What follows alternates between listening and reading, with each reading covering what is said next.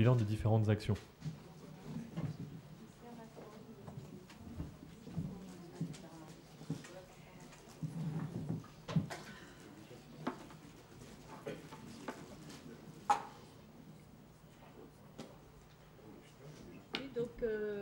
Pardon. Cette fois-ci, je ne vous parle pas en secrétaire général, mais en chargé des relations internationales, puisque Manuel a dit le flambeau est passé. Je crois que maintenant vous êtes convaincus que le flambeau est bien passé. Et chez quelqu'un qui a les épaules larges et tout à fait qui va mener Uniciel tambour battant vers de nouvelles options, de nouveaux développements. Vous avez pu voir aussi le travail considérable de Maxime avec tout ce qui est réseaux sociaux, communication et le travail de Marie qui va vous concocter une gestion de projet professionnel, ce qui n'était pas le cas jusqu'ici, il faut le dire. Et donc, Uniciel est parti sur de très bons rails, je pense. Donc, pour l'international, voilà rapidement notre philosophie et quelques exemples. Donc les missions de base, c'est contribuer au rayonnement international de l'enseignement supérieur français, diffuser gratuitement le savoir, donc ce qui n'a pas été, c'est pas le cas pour toutes les UNT, mais nous on a gardé cette option de ressources ouvertes sur le monde. Donc notre stratégie dans les différents pays avec lesquels on a contact, c'est établir ensemble un état des lieux de la place du numérique dans l'enseignement supérieur dans les différents pays. L'état des lieux des cursus, enfin voir un peu comment ça se passe, constater s'il y a des complémentarités possibles entre Uniciel et les pays.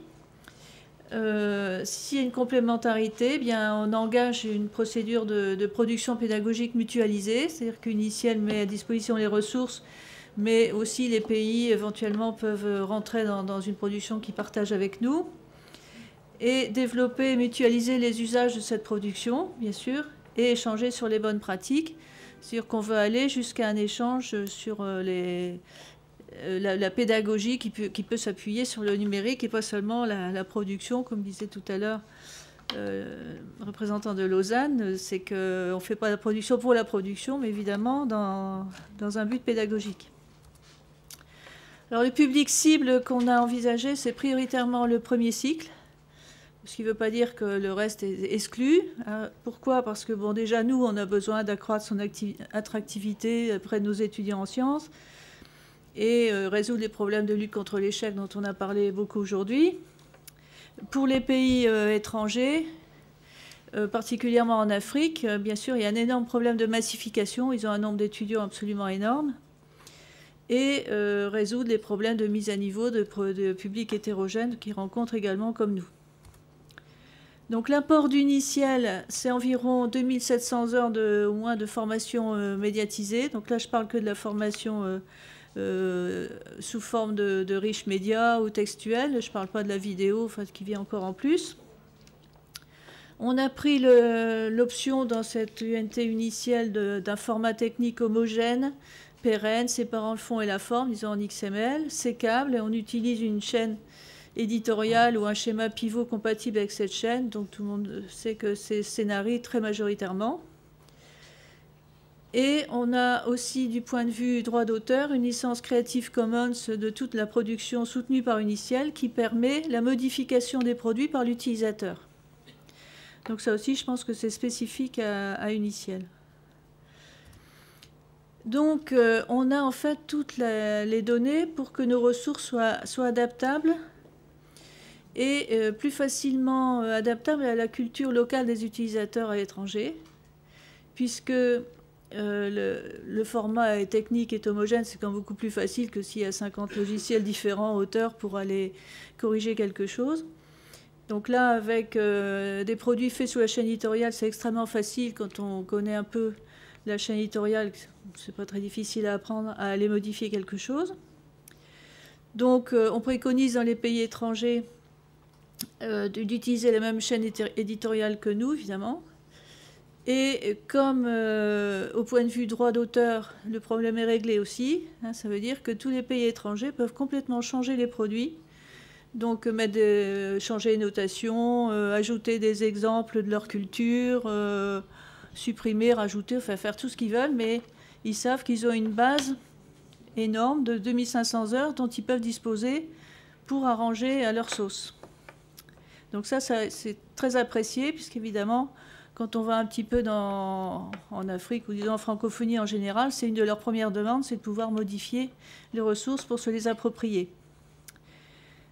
Donc dans toutes nos actions, on a souvent une formation de formateurs à la chaîne éditoriale qui est organisée en soutien, pour qu'on ait le même produit technique, le même outil commun de production. Alors il y a une autre type de ressource qui est le TP virtuel, donc les simulations. Il y a une énorme demande dans toute la francophonie. À chaque fois, les gens sont très très demandeurs. Parce que, évidemment, le matériel est rare dans beaucoup de pays. Ou s'il y a du matériel, les salles sont surchargées parce que tellement ils ont d'étudiants. Par exemple, dans le Maghreb. Donc, un outil a été mis au point qui s'appelle SEMLab. Donc, ça a été conçu et réalisé à Lille 1. Donc, c'est Jean-Marie Blondeau à l'origine de ce logiciel qui ne peut pas être là puisqu'il est pris par une expertise à Bruxelles qu'il avait.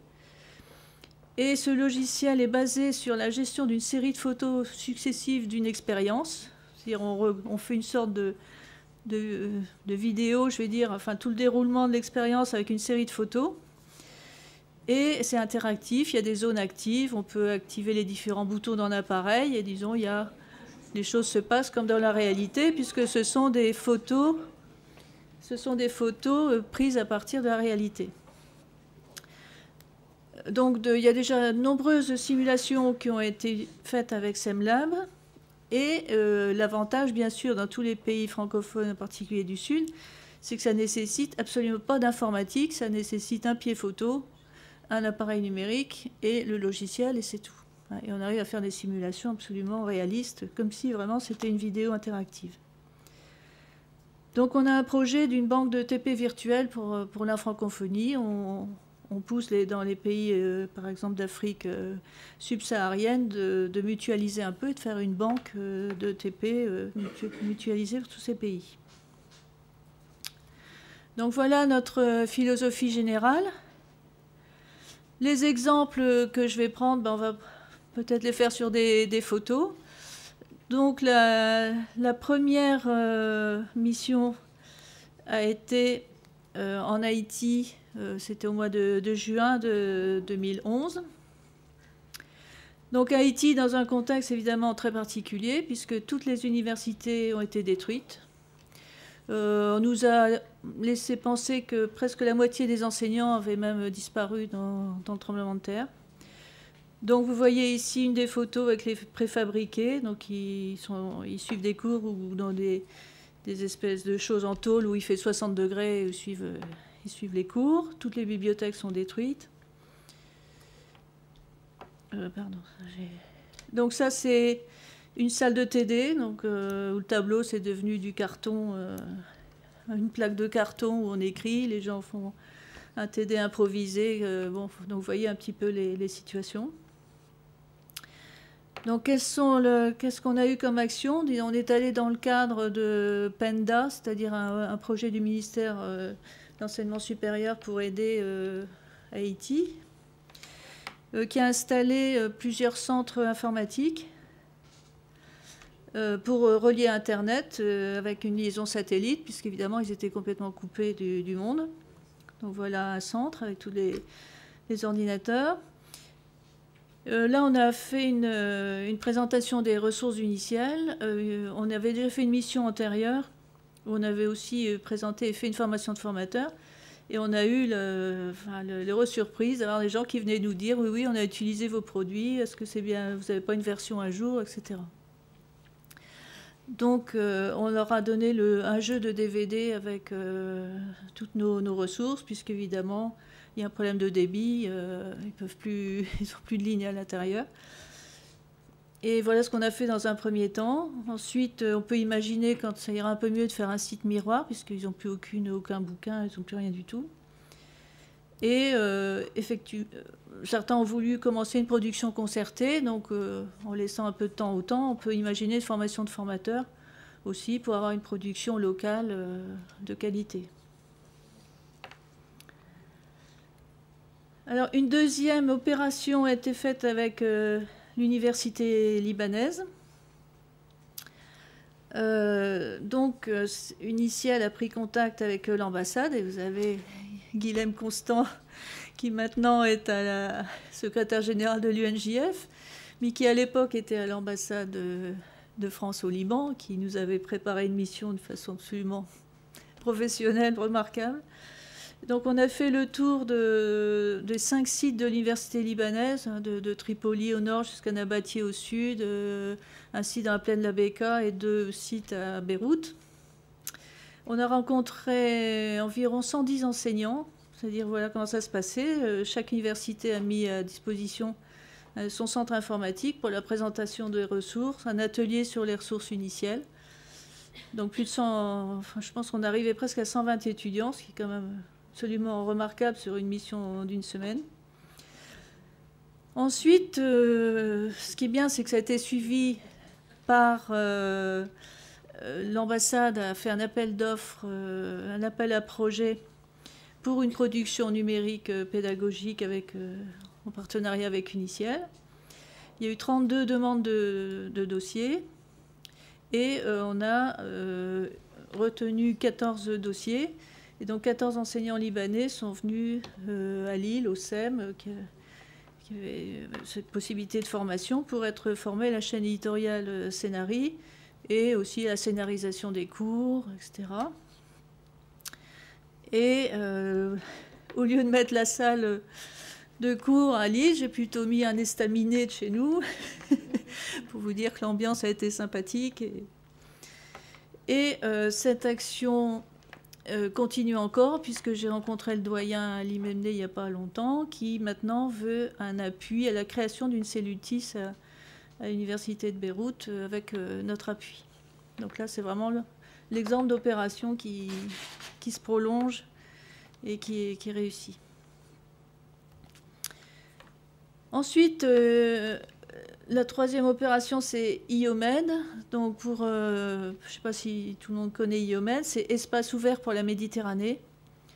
Ça a été fait à l'initiative de l'UNT UNIT, de Gilbert Touzeau en particulier, et de M. Benani, qui était président de l'université d'Agadir et président du campus virtuel marocain. Donc, c'est les 2 personnes qui ont lancé cette opération. Pour faire court, IOMED, c'est une énorme inter-UNT pour tous les pays de la Méditerranée, hein, c'est-à-dire mutualiser la production numérique, les usages, enfin toute la philosophie des UNT. Le siège est à Fès, vous voyez un magnifique riad, c'est le siège d'IOMED à Fès, dans un riad qui est destiné aux actions culturelles, qui a été fourni gracieusement par un Marocain qui l'avait en héritage, et à condition que ce lieu serve aux activités culturelles. Et dans le cadre d'IOMED, Uniciel a lancé ce qu'on appelle une commission thématique, c'est-à-dire un groupe de travail sur le premier cycle scientifique méditerranéen.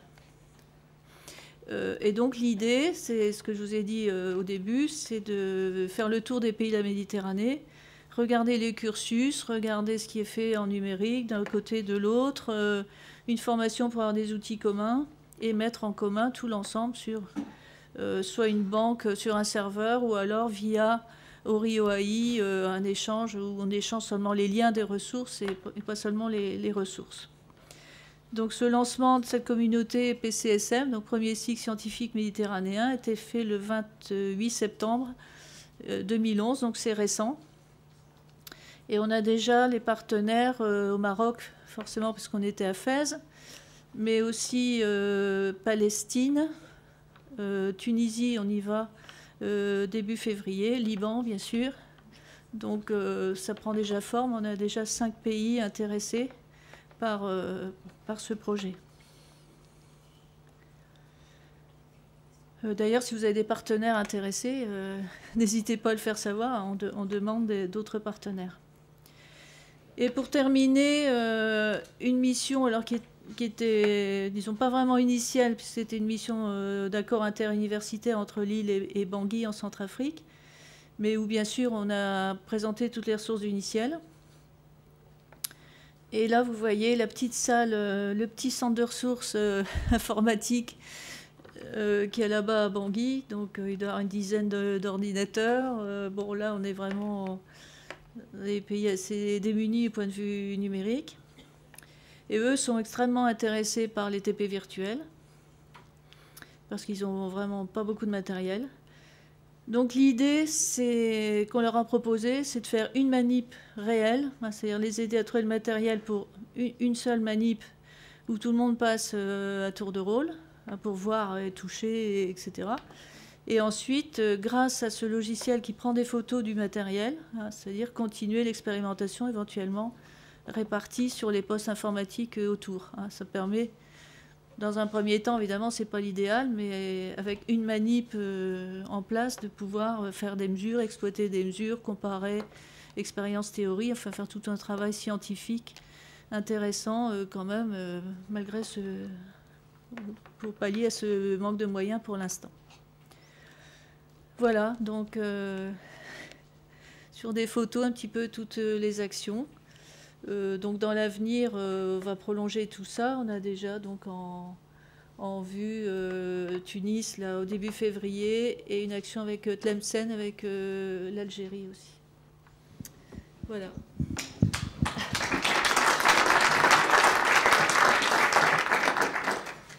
Merci Monique. Je voudrais réinsister sur le travail que tu fais à l'international et à la francophonie. Donc c'est un travail que tu as toujours mené de toute façon, mais qui me semble extrêmement important quand on voit en effet les demandes qu'on peut avoir et ce qu'on peut apporter réellement. On a été récemment interpellé par l'AEF aussi pour réfléchir sur les problématiques de formation des enseignants, notamment la production de ressources. Donc tout ça, c'est aussi important. C'est l'autre volet d'Unicial un peu moins connu en France, mais qu'il est important de montrer. Merci. Est-ce que vous avez une question, une remarque par rapport à l'intervention de Monique? Mais n'hésitez pas à la recontacter par rapport à tous les projets liés à l'international et à la francophonie. Il faut changer son titre, en fait. Elle n'est pas responsable des relations internationales, elle est la directrice de l'ONG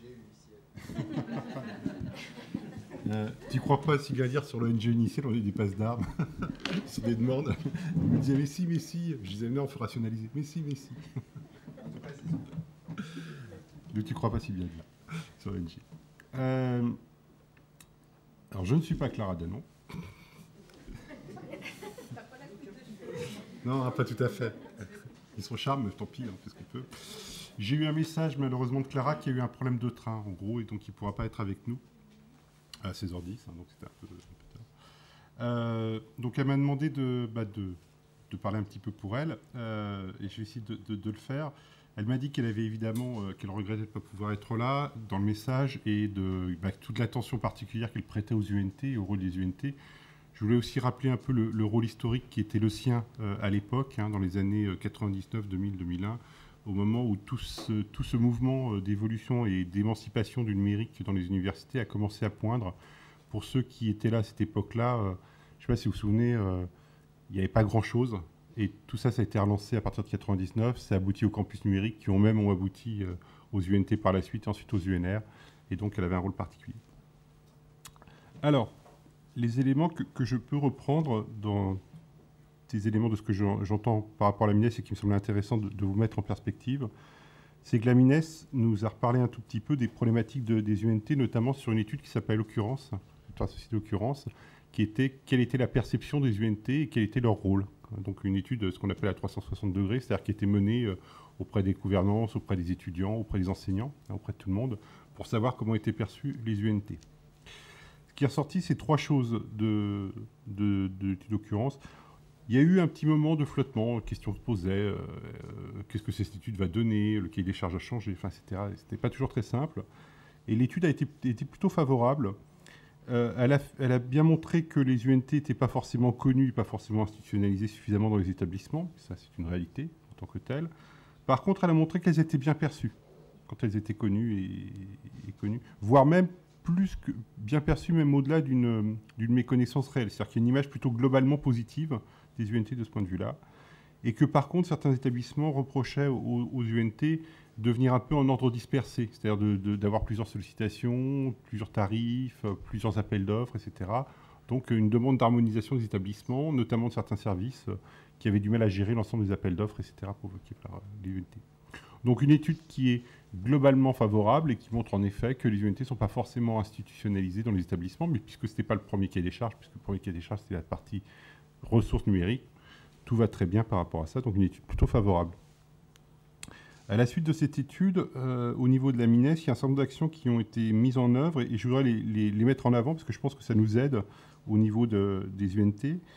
Et notamment, il y a des choses toutes simples, mais par exemple, dans vos établissements, si vous vous occupez du quinquennal, par exemple, que vous recevez la visite des expertises, et maintenant, il y a un certain nombre d'indicateurs et dans ces indicateurs, il y a êtes-vous abonné à des UNT, utilisez-vous des ressources des UNT, etc.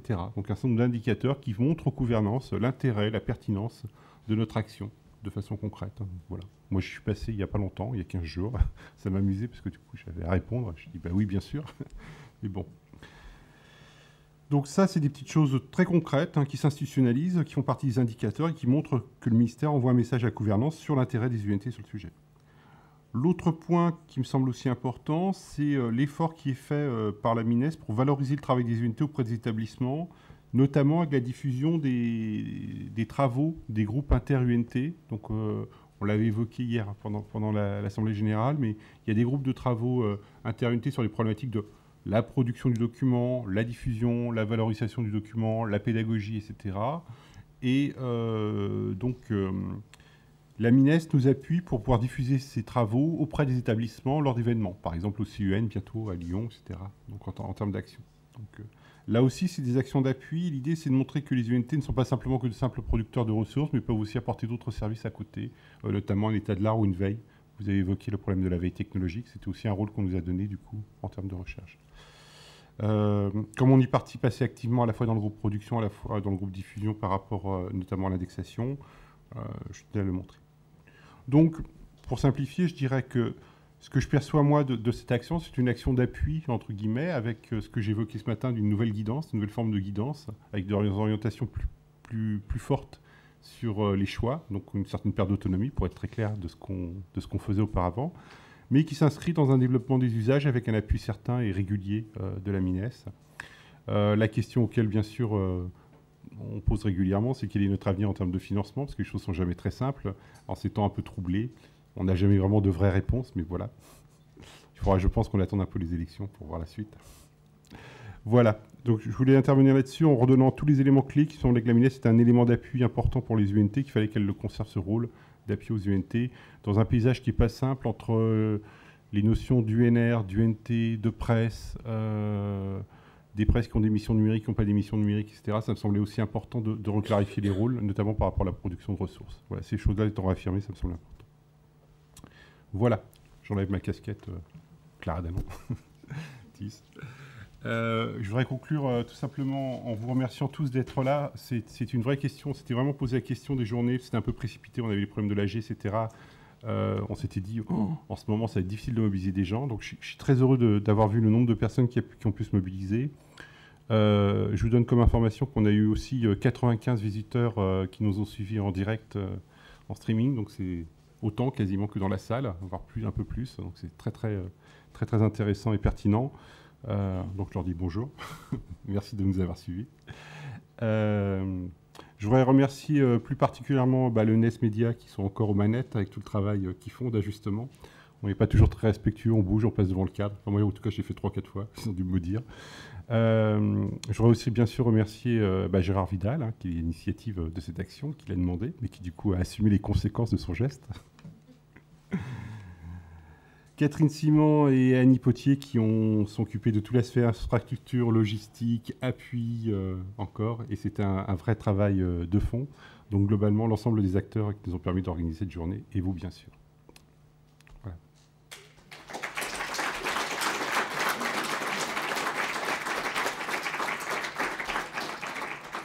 Et maintenant, il n'y a plus qu'à répondre aux appels d'offres et mettre en œuvre les projets.